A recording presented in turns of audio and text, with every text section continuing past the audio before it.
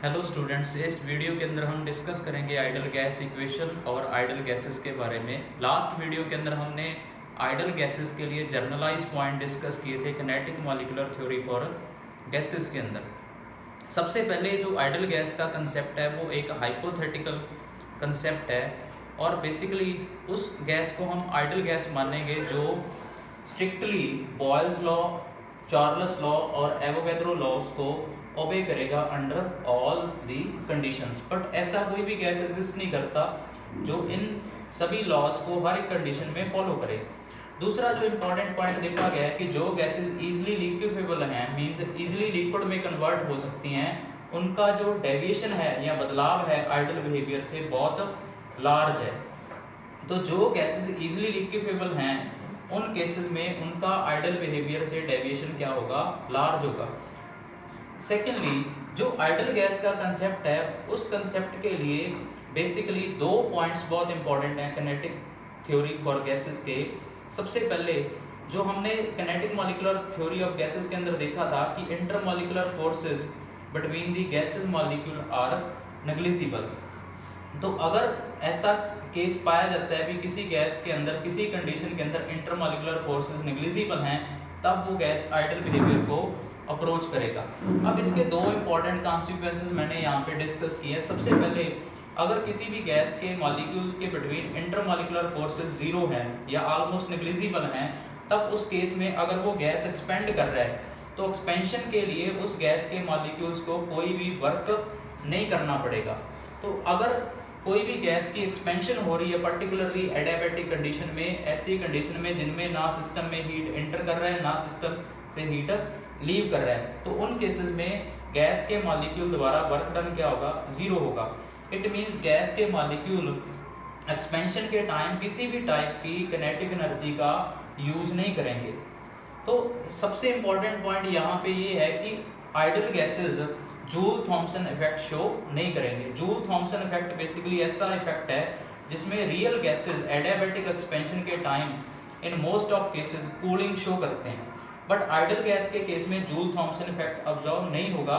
Basic कारण क्या है कि आइडल गैस के केस में जो इंटरमॉलिक्यूलर फोर्सेस हैं वो गैसेस मॉलिक्यूल के बिटवीन नेग्लिजिबल हैं। और इससे एक और इम्पॉर्टेंट क्वेश्चन आएगा कि जूल थॉम्सन कोफिशिएंट, जिसके थ्रू हम जूल थॉम्सन इफेक्ट को स्टडी करते हैं, उसकी वैल्यू आइडल गैस के केस में जीरो होगी। सेकेंड ऑब्जर्वेशन क्या है, अगर गैस के मॉलिक्यूल्स के बीच इंटरमॉलिक्यूलर फोर्सेस नहीं है तो अगर मॉलिक्यूल्स एक्सपेंड कर रहे हैं या कंप्रेस हो रहे हैं तो वॉल्यूम में चेंज आएगा, बट वॉल्यूम में चेंज आने से इंटरनल एनर्जी में कोई चेंज नहीं आएगा अगर हम ये प्रोसेस कांस्टेंट टेम्परेचर पे स्टडी कर रहे हैं। It means change in internal energy of ideal gas with volume at constant temperature is equal to zero. It means जो आइडल गैस का किनेटिक एनर्जी है या इंटरनल एनर्जी है, that is the function of temperature only. और इस particular statement को हम बोलते हैं जूल्स लॉ। तो जूल्स लॉ के accordingly change in internal energy of A idol gas with change in volume at constant temperature is zero. Second जो मैं इंपॉर्टेंट पॉइंट डिस्कस कर रहा हूँ आइडल गैस के लिए, वो है कि आइडल गैस के जो मॉलिक्यूल्स होंगे उनका वॉल्यूम क्या होगा, टोटल वॉल्यूम के कंपैरिजन में नेग्लिजिबल होगा, जो गैस के कंटेनर या सैंपल का पूरा वॉल्यूम है। तो हम ये कह सकते हैं कि मॉलिक्यूल जो वॉल्यूम ऑक्यूपाइड करेगा वो ऑलमोस्ट क्या होगा, जीरो होगा। जैसा कि हमने लास्ट केस के अंदर देखा था कि हम मॉलिक्यूल्स को क्या मानेंगे, पॉइंट मास मानेंगे। अब जो इम्पोर्टेंट क्वेश्चन है इस टाइम, अगर आप ये देखो, नाइट्रोजन का 1 मोल है जो वो एसटीपी कंडीशन पे 22.4 लीटर वॉल्यूम क्या करेगा, ऑक्यूपाई करेगा। 22.4 लीटर वॉल्यूम ऑक्यूपाई करेगा 1 mole of nitrogen gas at STP condition.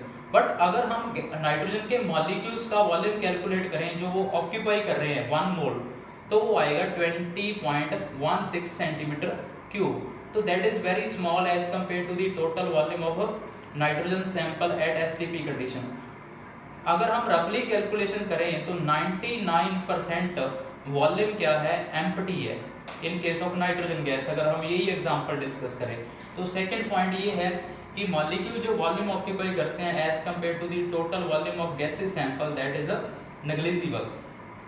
अब अगर हम जो 3 बेसिक्स लॉ हैं, बॉयल्स लॉ, चार्ल्स लॉ और एवोगैड्रो लॉ को कंबाइन कर दें तो आपके पास जो वॉल्यूम आएगा that is directly proportional to number of moles and temperature और inversely proportional to pressure of gas.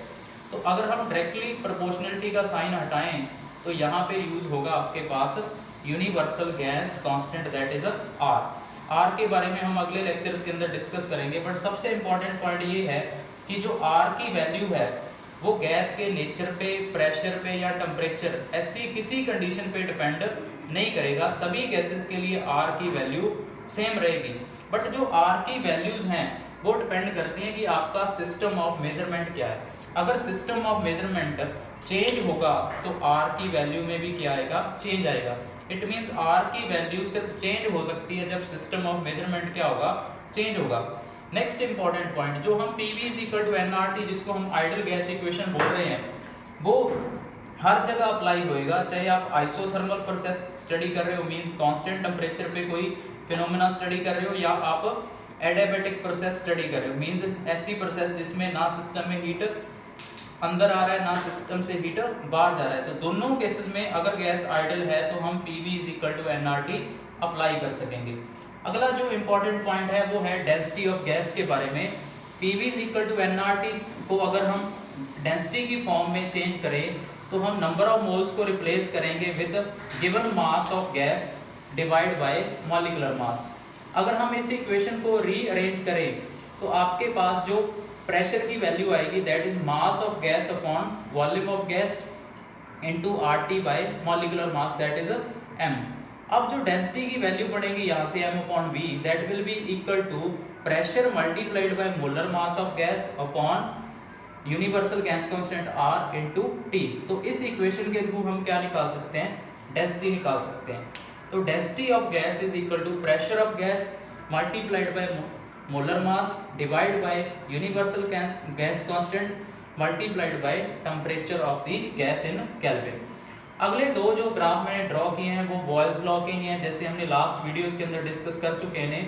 तो जो अगर आइडल गैस के लिए भी हम ग्राफ प्लॉट करेंगे टेम्परेचर कांस्टेंट के कंडीशन में तो वो बॉयल्स लॉ को ही फॉलो करेंगे और आपका P और V का ग्राफ रेक्टेंगुलर हाइपरबोला होगा, जबकि PV और P का ग्राफ आपके पास स्ट्रेट लाइन होगा parallel to the pressure axis. अब एक और इम्पॉर्टेंट पॉइंट है जो हम नेक्स्ट वीडियोस के अंदर भी डिस्कस करेंगे, कंप्रेसिबिलिटी फैक्टर।